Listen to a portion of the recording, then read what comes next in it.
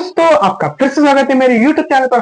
और आज हम हमारे fourth Newton's law of motion इस चैप्टर का लेक्चर नंबर 4 देखेंगे। देखो, पिछले फर्स्ट लेक्चर में हमने देखा था फोर्स का मतलब, फोर्स का इंट्रोड्यूस वीडियो बना था। सेकेंड लेक्चर में types of force, balance and unbalance force, वो हमने देखा था। थर्ड लेक्चर में हमने इनर्शिया देखा।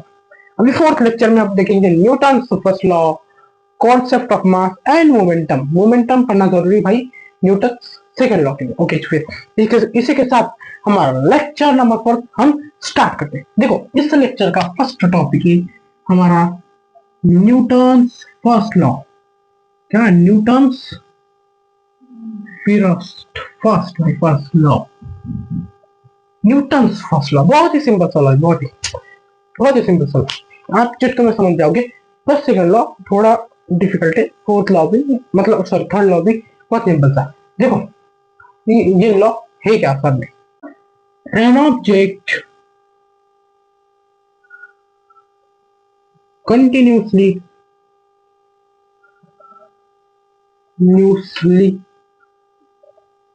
remains at rest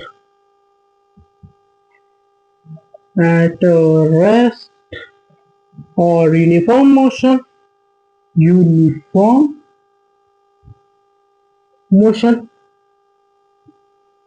along a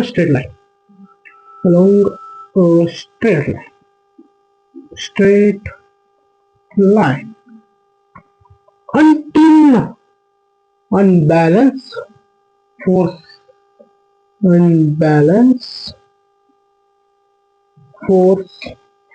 applied on it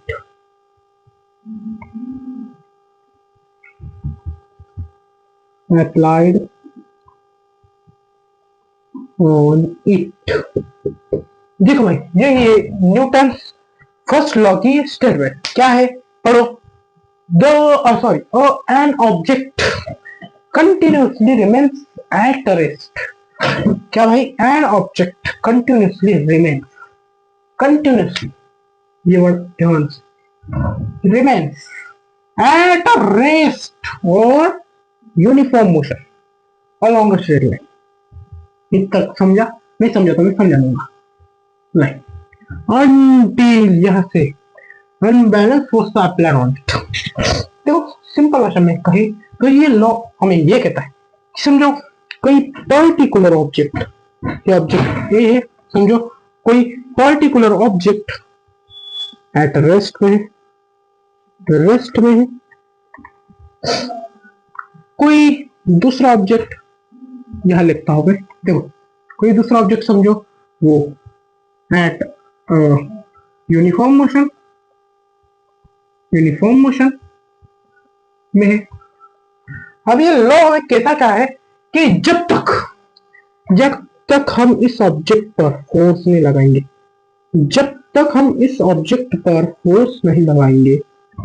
तब तक ये ऑब्जेक्ट रेस्ट में है तो रेस्ट में ही रहेगा, ये ऑब्जेक्ट यूनिफॉर्म मोशन में तो यूनिफॉर्म मोशन में रहेगा। बहुत ही सिंपल है।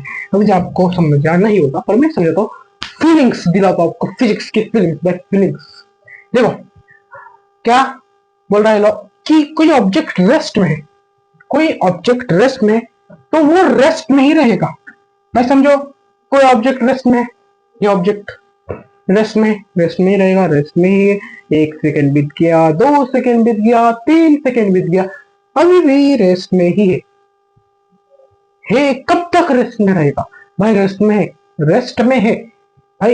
में है पर ये कब तक रेस्ट में रहेगा? इसको कभी ना कभी तो अपनी पोजीशन चेंज करनी पड़ेगी ना, कभी ना कभी तो इसको अपने आप को मोशन में लाना पड़ेगा, कभी ना कभी तो इसको डिस्प्लेसमेंट करना पड़ेगा, क्या इसको कुछ डिस्टेंस कवर भी करना पड़ेगा। आप मुझे बताओ, आप रेस्ट में ही रहते हो क्या? आप हमेशा रेस्ट में ही रहते हो क्या? आप मूवमेंट करते हो ना, आप हमेशा रेस्ट में तो नहीं रहते ना, मूवमेंट तो करते हो ना। फिर ऑब्जेक्ट है रेस्ट में ही है, मूवमेंट कब करेगा? फिर रेस्ट में है तो मूवमेंट कब करेगा? देखो, ये लॉ ये बताता है कि मूवमेंट कब करेगा, जब कोई ऑब्जेक्ट रेस्ट में है। ध्यान से सुनना, जब कोई ऑब्जेक्ट रेस्ट में है तो वो रेस्ट में ही रहेगा, तब तक जब तक उस पर कोई फोर्स नाम की चीज अप्लाई नहीं होती। और फोर्स क्या होता है मैंने आपको पढ़ा चुका हूँ फर्स्ट लेक्चर में, types of force. Second lecture में पढ़ा चुका हूँ फोर्स एक vector quantity pulling and pushing of an object, this is called a force by force. किसी को धक्का देना, किसी को ओढ़ना अपने आप खींचना, वो एक फोर्स है। मतलब फोर्स एक वेक्टर क्वांटिटी, मैं आपको फर्स्ट लेक्चर में बता दिया उसके बारे में। देखो लॉ के बारे में पढ़ रहे हैं। ये लॉ असल में कहता क्या है भाई, ये ऑब्जेक्ट रेस्ट में है तो इसको चलाना है या इसकी पोजीशन चेंज करना। मतलब देखो एक ऑब्जेक्ट ए पोजीशन पे है, ये है हमारी ए पोजीशन और ये है हमारी बी पोजीशन। समझो एक ऑब्जेक्ट है जो ए पोजीशन पे, यहाँ है ऑब्जेक्ट, यहाँ है उसका समझो मास है। देखो ऐसा कुछ ऑब्जेक्ट है, इसका मास ना मैं आपको दे रहा हूँ 5 kg। मुझे बताओ आपको, देखो मैंने आपको काम दिया, समझो इस ऑब्जेक्ट को ए पोजीशन से बी पोजीशन तक ला। आप ला पाओगे? आपके दिमाग में आप आया होगा हाँ भाई ला सकते हैं, इतनी बड़ी बात है ना। 5 किलो के ऑब्जेक्ट को इधर से इधर लाने का है, मतलब कुछ ही डिस्टेंस ट्रेवल करवाना है, ए पोजीशन से बी पोजीशन तक लाने का है। अभी मुझे बताओ अपने आपसे एक सवाल करो, आप जब इस ऑब्जेक्ट को ए पोजीशन से बी पोजीशन तक लेकर जाओगे, आप उसको क्या करोगे? मतलब किस तरीके से आप उसको ए पोजीशन से बी पोजीशन तक लेकर जाओगे? मुझे तो दिमाग लगाओ भाई। आप इस ऑब्जेक्ट को ए पोजीशन से बी पोजीशन तक, इस 5 किलो के ऑब्जेक्ट को किस तरह ले जा सकते हो? मैं बताओ, आप इसको एक ही तरह से ले जा सकते हो, एक ही तरह से, बाकी किसी तरह से नहीं। बताओ देखो समझो ये हमारी ए पोजीशन, यहाँ पे है हमारी ई पोजीशन, यहाँ पे बी पोजीशन। अब देखो ए मार्कर ए पोजीशन पे, मैं इसको सिर्फ एक ही तरह से बी पोजीशन तक ले जा सकता हूँ और वो तरीका है कि मैं इस पर फोर्स अप्लाई करूं। मतलब इसको धक्का दूं या इधर से इसको खींचू, पुल करूं, इधर खड़ा होकर मैं इसको खींच भी सकता हूँ या इधर से धक्का भी दे सकता हूँ या इधर से खींच भी सकता हूँ। तभी ये ए पोजीशन से बी पोजीशन तक आएगा। धक्का देना पड़ेगा या तो खींचना पड़ेगा। अभी धक्का देना मतलब पुश करना, धक्का देना मतलब पुश करना और खींचना मतलब पुल करना। और ये दोनों क्या है? फोर्स। ये दोनों फोर्स है, हमने पिछले लेक्चर में सब पढ़ चुका है। अभी फिर कुल मिलाकर भाई ऑब्जेक्ट ए पोजीशन से बी पोजीशन तक किसकी वजह से पहुंचा? धक्का देना और खींचने, इस वजह से। और यही क्या है? फोर्स। मतलब कुल मिलाकर ये ऑब्जेक्ट ए पोजीशन से बी पोजीशन तक फोर्स की वजह से पहुंचा, फोर्स की वजह से। और यही ये लॉ कहना चाहता है भाई, बहुत डीप में आपको ले जाऊंगा। देखो यही ये लॉ कहना चाहता है कि कोई ऑब्जेक्ट रेस्ट में है, तो वो रेस्ट में रहेगा। आप इमेजिन करो, फिजिक्स में इमेजिन करना सीखो। देखो आप एडमिट समझो मेरा लेक्चर देख रहे हो, अभी आप इमेजिन करो कोई ऑब्जेक्ट रेस्ट में है, कोई बड़ा ऑब्जेक्ट है 10 kg का रेस्ट में। अभी वो रेस्ट में रहेगा, 1 सेकेंड बीत गया, 2 सेकेंड बीत गए, अपनी अपने आपके घर पे क्लॉक होगी, उस पर देखो 1 सेकेंड बीत गए, 2 सेकेंड, 3 सेकेंड, सेकेंड बीतते जा रहे। वो ऑब्जेक्ट रेस्ट में, इमेजिन करो, इमेजिन रेस्ट में ही है। अभी उसको हिलाना है, उसकी पोजीशन मुझे चेंज करनी है। मैं क्या करूं? आपने इमेजिन किया, मैंने उस ऑब्जेक्ट को धक्का दिया, मतलब फोर्स लगा। यस, उस ऑब्जेक्ट को मैंने खींचा, मतलब उसको फोर्स से लगाया और वो अपनी पोजीशन से हटा, मतलब पोजीशन उसकी चेंज हुई। अभी रेस्ट में था, पोजीशन चेंज हुई मतलब मोशन में आया। भाई ऑब्जेक्ट रेस्ट में था, देखो यहाँ पे लिख देता हूँ, ऑब्जेक्ट रेस्ट में था मतलब इसकी पोजीशन डोंट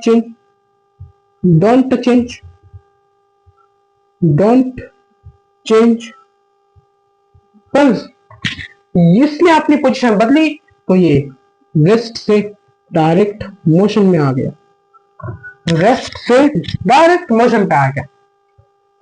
किसकी वजह से? सिर्फ और सिर्फ फोर्स की वजह से। किसकी वजह से? इमेजिन करो कि ऑब्जेक्ट कोई रेस्ट में है, अपनी पोजीशन चेंज नहीं कर पा रहा क्योंकि भाई वो रेस्ट में है, एक ही जगह खड़ा। 1 सेकेंड बीत गया, 2 सेकेंड बीत गया, 3 4 5 सेकेंड बीतते जा रहे पर वो रेस्ट की है।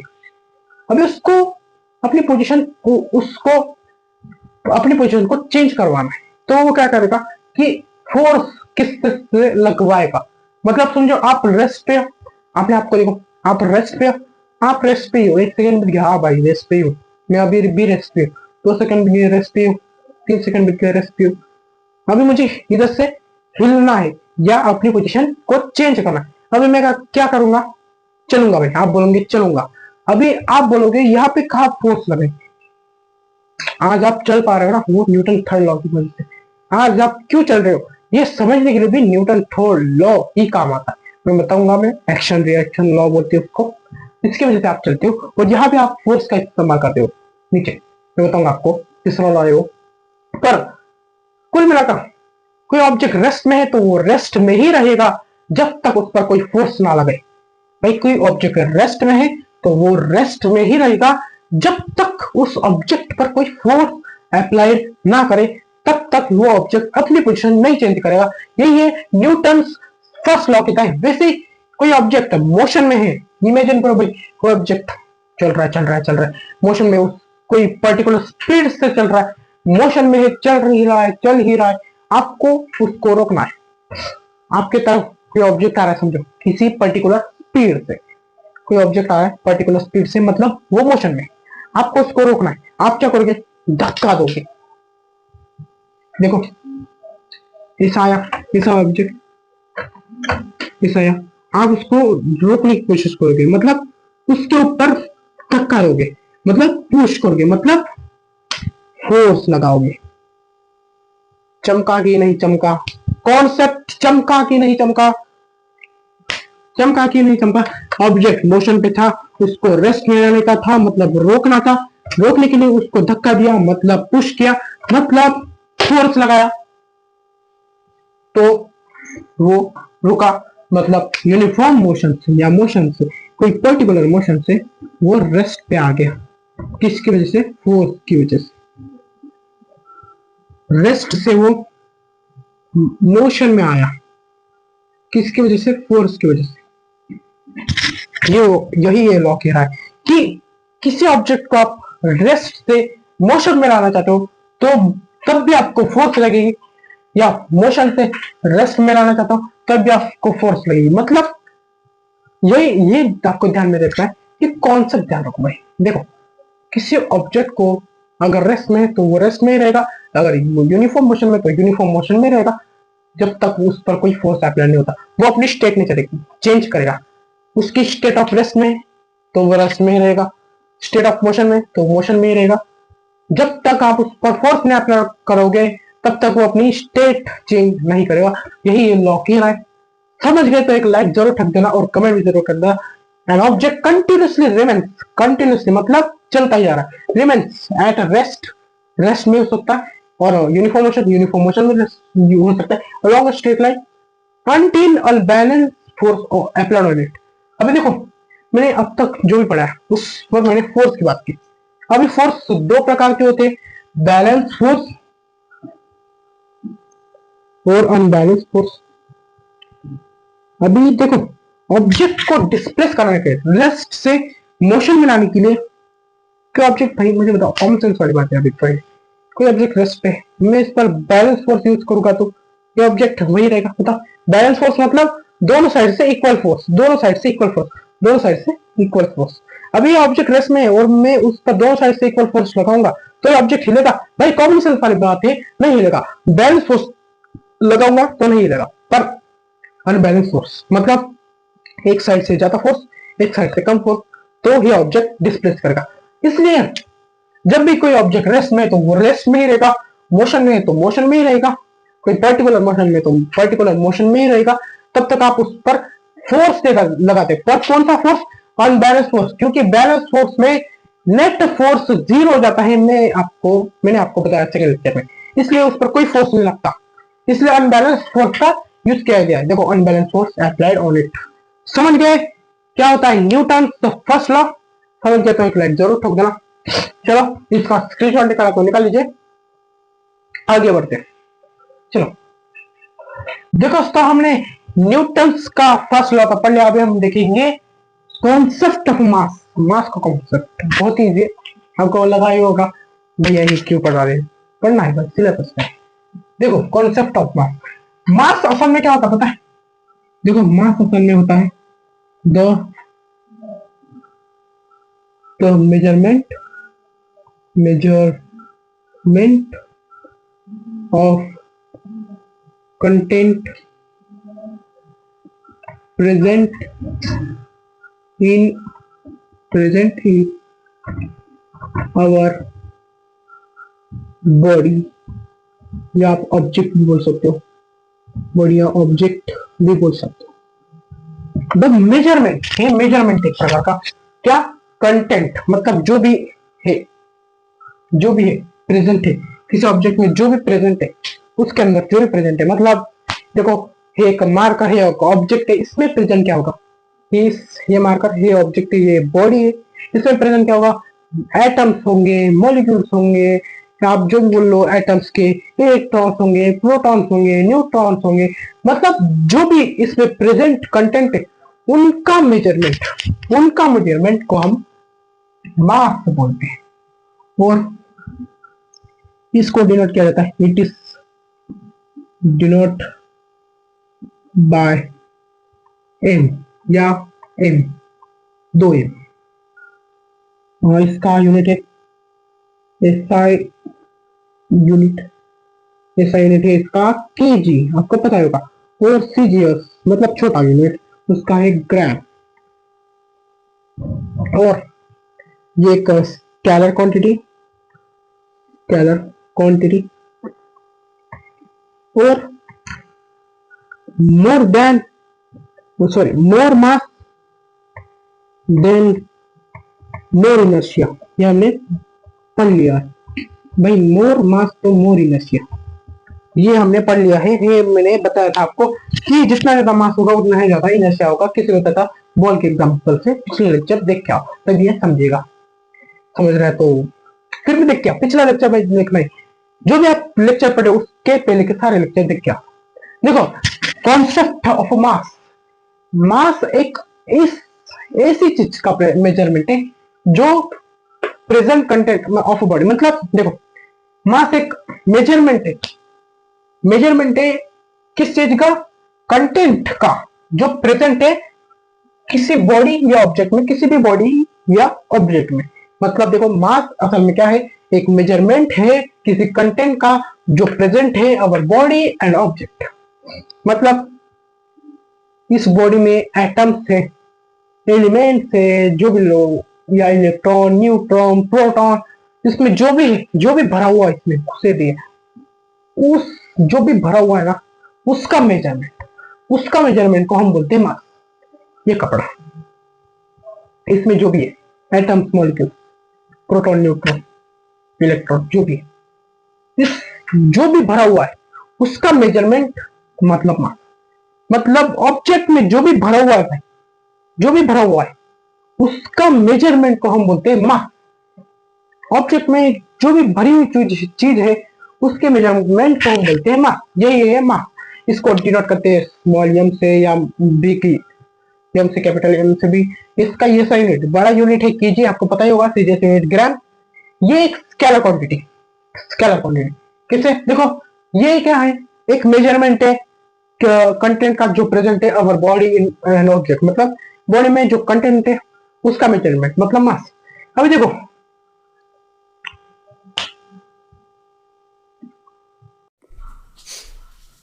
अभी मास क्या है?